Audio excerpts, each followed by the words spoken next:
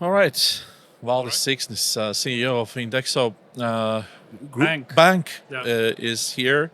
And we are going to talk about banking, about licensing, about different other things as well. But first, what I would say is this is truly a remarkable thing that you have done together with your team, because for about 20 years we haven't seen really a bank with a local capital here in Latvia. And I know that the process of licensing has been rocky and you have been first and also a lot of regulatory stuff has been tested on you, I would say. So how you recall now, more than 2 years ago, this road to a license for a bank? No, actually, the process probably started more than 2 years ago. I think we kicked off seriously. Bank project was in the air since mid 2022. And we submitted plus minus serious application already at the late 22, early 23. So it's what it is, more than 3 years, 3 years back. And I never expected it to be easy, but I have to admit that it was more complicated than I thought. And I think being the first, as you mentioned, is always difficult, because we all learned. That was the first process since Latvia joined Eurozone. That was the first process, not just with a local regulator, but also with involvement of ECB. So it was first for us naturally, but it was first also for Bank of Latvia. Of course, knowing now in hindsight, having done it once, and if there would be ever like a possibility to travel in a time machine back to that moment and do it again, probably we would be able to cut some time. But I think by design, really, the process is something what take you 1 year plus or so, really, to pass that very difficult exam. And what I was surprised is I was expecting in that process some sort of graduality or certain phases of the project. But there is like a conceptual clearing. We have a business plan, we have idea. We clear that, we tick that box, and then we go to the next step. What is a team, and then the funding, and then the procedures, and so on, and then you gradually, step by step, get to the kind of the final stage. Unfortunately, it doesn't work like that, or at least didn't work like that. So it's all coming at once? Yes. Basically, the feedback from ECB is that we can comment something, we can give you some unofficial comments on this and that. But officially, we will start reading your application only where everything is submitted, and only then starts assessment. And I kind of understand. First of all, I think it's their resource planning. I think if they would open the doors, just throw at us your crazy ideas, and we will read them all and comment them all. I think it wouldn't work like that. And the second thing is, they are, of course, they have to encourage a competition that, all worthy applicants can get through the process and so on. But the banking license is a privileged, and not everybody who asks is supposed to get it. And you have to go through that, all the fit proper assessments, all the procedures, all the risk structures, etc., that you have in place. And I think at the same time, I hope we showed it's possible, and I think it's has encouraged some people to follow. And I think probably if you have a different business model, something more creative or different than we do, probably you can do it faster. But anyway, I would say everybody to take it very seriously. It will take a lot of time. and it will cost a lot of money because the bank should be sort of half ready to receive the answer yes or no. Yeah. But it also burns a lot of nerves because I mean, to imagine also a fintech to get a MiCA license here, at every day that you are past your own set deadline, it costs you money. It really costs you real money. So that was probably also a difficult part. Yeah, actually, at the day when we received the banking license, and it was, we go ahead. At that moment, we had spent on a banking project, like salaries, all the documentation, but also already half built IT systems, half built kind of IT infrastructure. At that day, we had invested in a banking project more than 4 million euros, closer to 5 already. So if all of a sudden answer would be no, that would be all loss, all sunk money. So it was yes, so of course it was usable investment. But even for for such a small region as Baltics or Latvia, even especially Latvia, this is big money.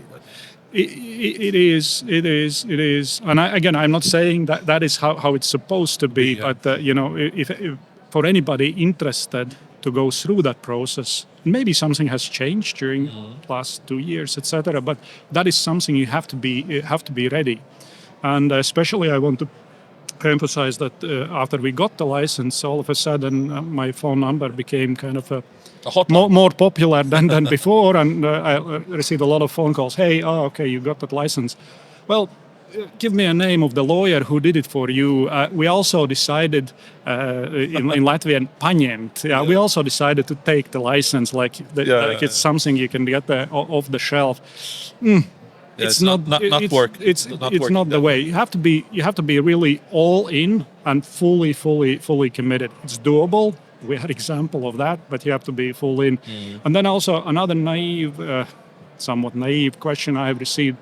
Okay, at what stage you have to really hire the team, etc. So we want to kind of clarify that it all works, and then when we get the license, then we hire the people. The team, the management board, the supervisory board, it's like a 50% of the assessment of the application. Basically, it's not only what you're going to intend to do, but who are the people doing that, and that they have that also all the documentation, the business plan is really somehow be okayed by the team. It has been created by the team. That is also important. Basically, the full package is not only all the documentation; it's also fit and proper assessment of all the key officers in a bank you intend to build. Again, I'm not saying it has to be. Probably there is a chance to build to do it more friendly and easier. Okay. We are over the fence, so it's easier to talk now. So I mean, also the we regulator. don't mind that fence is high now, but okay, that's selfish. The regulator also learns from this experience, so I would say in the opposite. Yes, and at the same time, I have to say that the local regulator, Bank of Latvia, has been extremely helpful. And they did basically, they went as far as a regulator can in this process. But they are just like a middleman okay, of course, if they would be against that, it would never even go to ECB, I suppose. But the final decision making is with ECB, so they can influence the process, but they are not really driving the process. But if anybody decides to go for this, then I would say that Latvia is a good place to do it because our regulator has a fresh experience just right now, and they, as I said, they were as friendly and helpful as you can expect from the regulator in that situation. Mm-hmm. So for them going further would be almost dangerous. So. All right. 2 years ago, when you launched the bank, and I had an honor to be in that event and witness it with my own eyes, and That was also a time when fintechs launched, were booming, starting to boom. But you launched a bank. So at one point, on one leg you were a fintech, on one leg you were a bank. So from the point of view of positioning, how you see Indexo as bank or fintech or both or Yeah, well, the bank, let's say, with the maybe it's not perfectly as it is, of course, but I would say the bank institution with a banking license and all the security guarantees, etc. But with the fintech character, with kind of do it attitude, the market challenger. you were mobile first from the day one. Yes? Yeah, absolutely, and that's that's how we were. We 2 years ago when we less than 2 years ago when we launched August 24.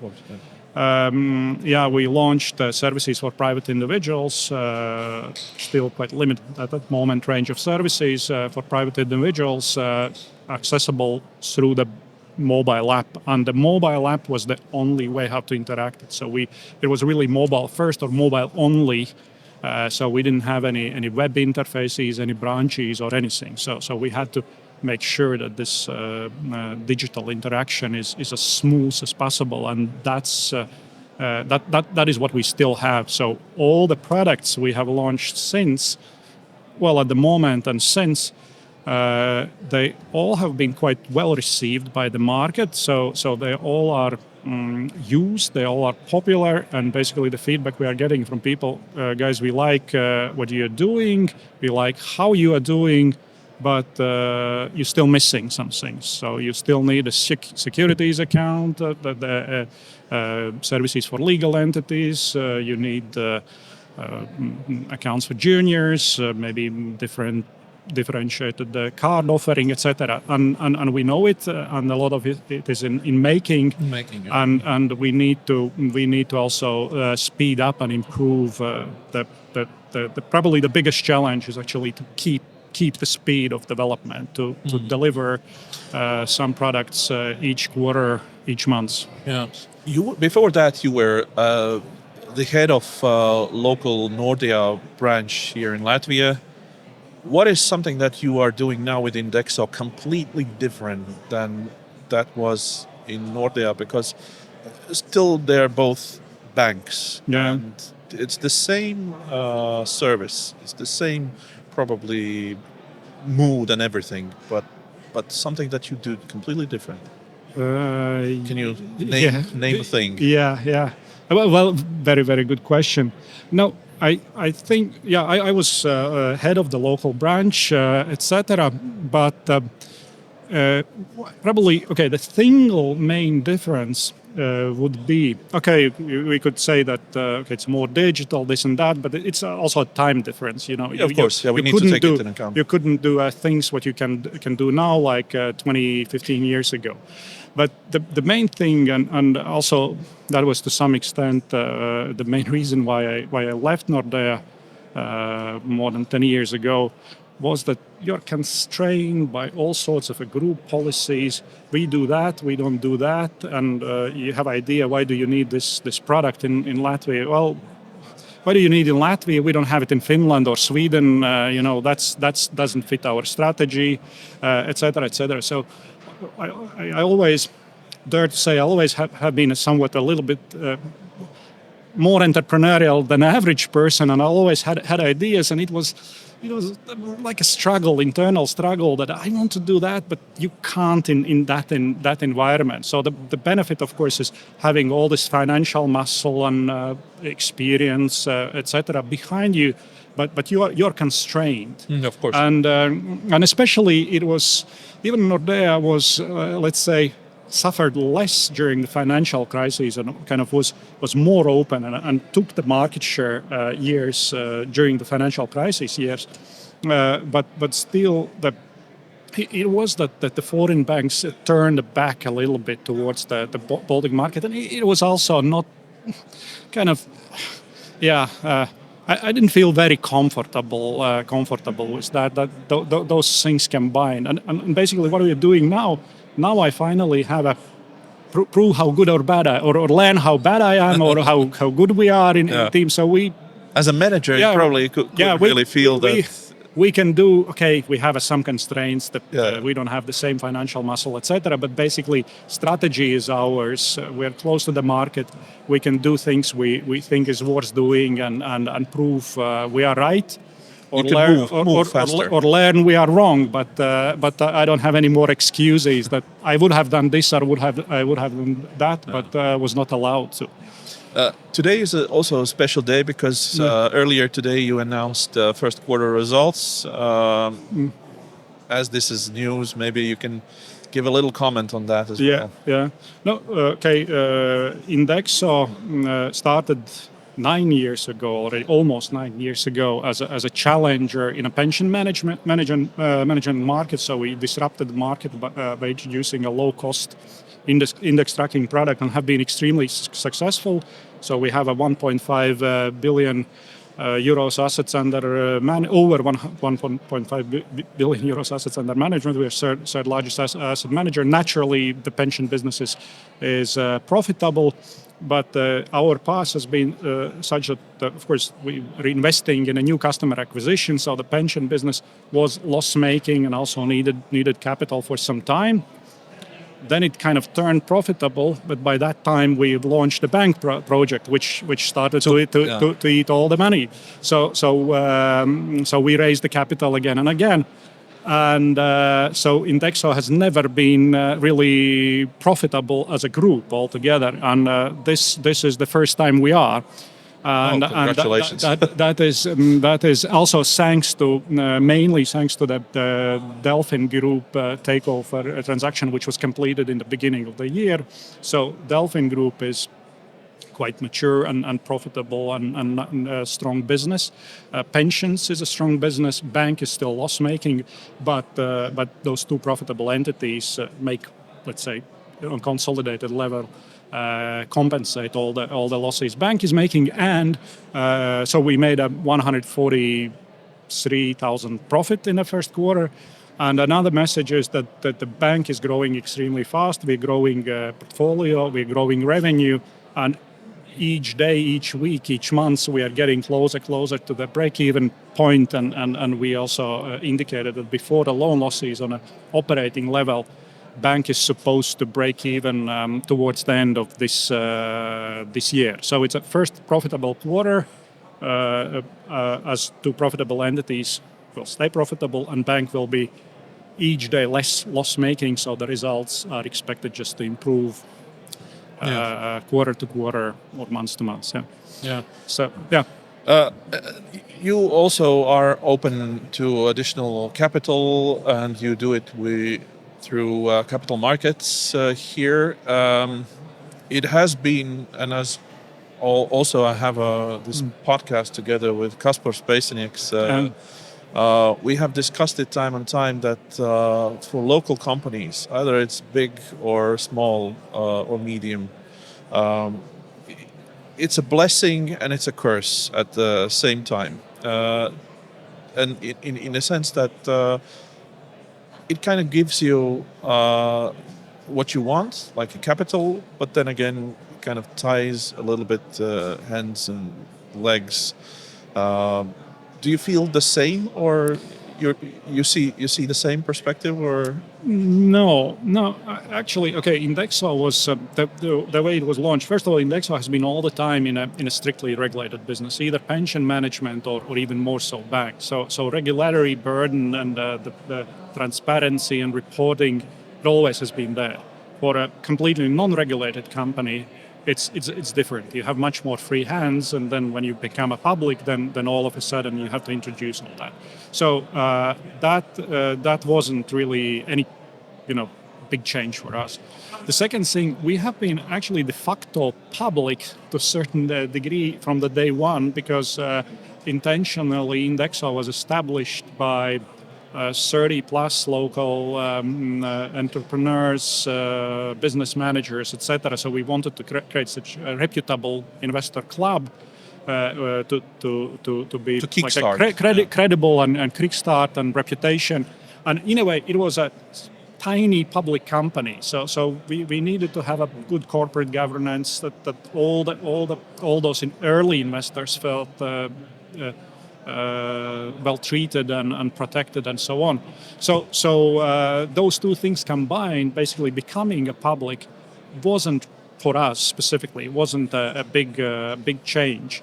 However, of course, again, it doesn't mean that it wouldn't be for a company from another industry and so on. Our situation was different. What is really a problem in Latvia is that the capital markets are half functioning, or it's so shallow. And on one hand, I'm extremely happy we did it what we did, and I'm very grateful to the also small retail Latvian investor. Shareholders, yeah, we have almost 8,000 of them. And probably it would be bouldering the colors to say that we would never get where we are. Maybe there are different ways, but basically they helped definitely us to get where we are.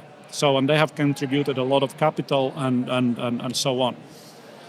So it worked some way. On another hand, I am a bit disappointed that the kind of this community building, like from customer to shareholder, from shareholder to customer, and you are shareholder, and then probably you more like our ambassador. It's like a community. Yeah, like a community, and bigger attendance and activity in shareholders meetings. So it doesn't work. Not to extent I wanted. I wouldn't say that it doesn't work at all, but not to the same extent. And okay, we have to learn ourselves. Maybe we are not doing that well, but we are trying. We are making conscious effort to somehow build it. And last shareholder meeting was best attended so far. So probably we are making progress. But I was kind of expecting a little more engagement. It's maybe about your success. If you show results, if you show some new innovation and stuff, you gain more and more interest from people. Okay, it's maybe a trivial example, but Berkshire, Berkshire Hathaway, it's like tens of thousands gather for a couple of days. And it's not because they are not successful. Yeah. So achieving something like that would be excellent. But even they started in '60s with attendance of 20 people, and it took them many years to get where they are. So probably we'll never get that far, but getting closer would be good. Yeah, we have 8 minutes left, so I want to also touch on the topic of technology. Mm-hmm.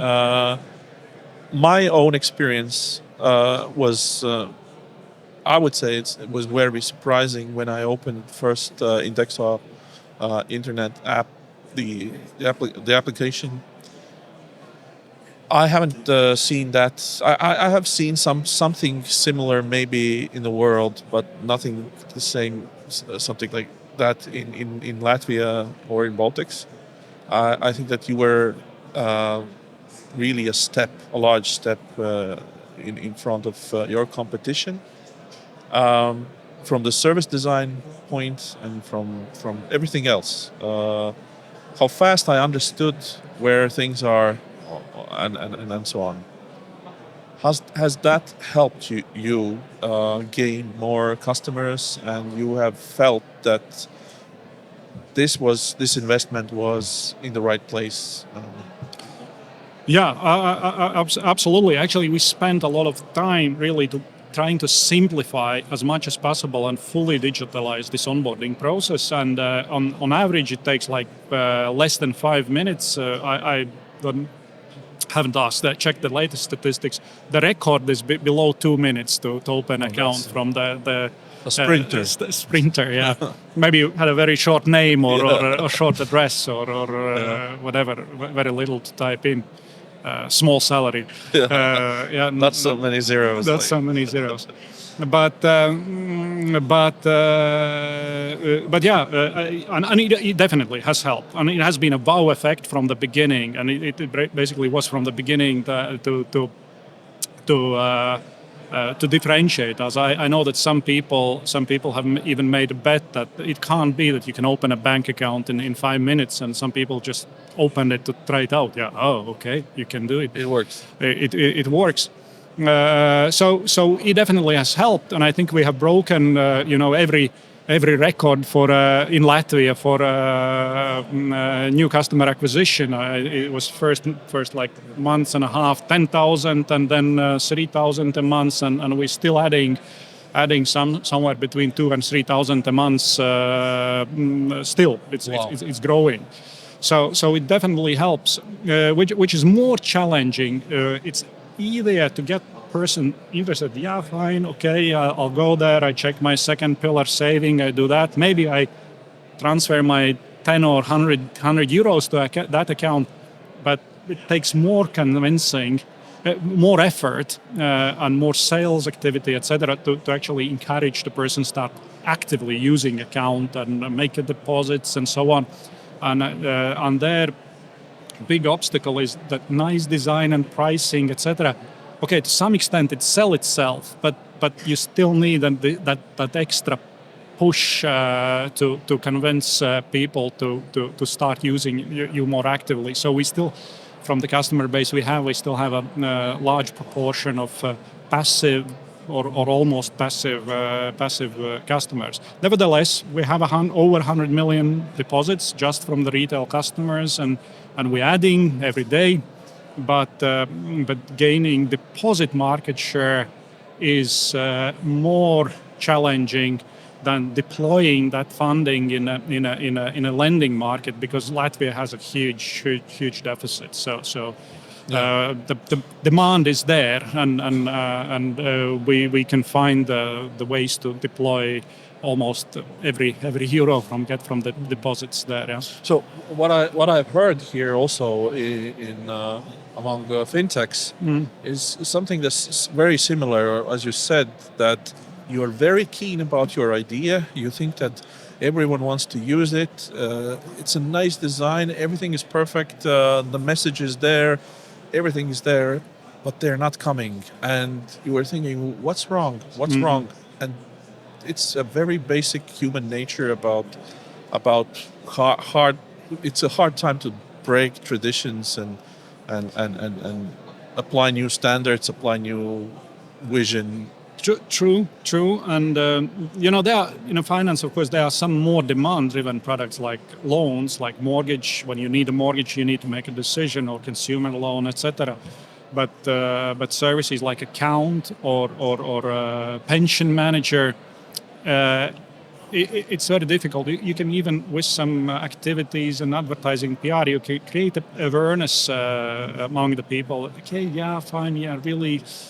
Probably that Indexo with their low-cost index tracking, it's a good idea, but probably I need to switch. But where, when, how? Yeah, and maybe a month, maybe tomorrow. Yeah. So and that's why the active sales model also has helped. Basically, you kind of need to stop the person and create that moment. Hey. Yeah. It's call now, to action it's now. And a little bit with accounts is something similar. So we've been joking, like if you are in a wrong plan, like bonds mostly, and you are like 20, 30 years old, just switching, and it takes you like less than 5 minutes to switch the plan or switch the manager to 100% equity, probably will mean you tens of thousands, if not hundreds of thousands, depending on your income at the day you retire. So nobody in the world is paid as much for 5 minutes. But you still can't explain that and convince the people, hey, pay attention, pay this spend this half an hour basically looking for your... That was about the commissions on pensions. Commissions, and also if you are in a too conservative plan and so on. So pay attention, think about it. But the answer normally is, I have to grab kids from the school, and then I have a party on Saturday, and then I have to get ready for that, and you kind of postpone that thing further. Yeah. All right. I wish you all the luck as always. Valdis, was a pleasure to talk to you. Thank you. Thank you. Pleasure being here. Thank you.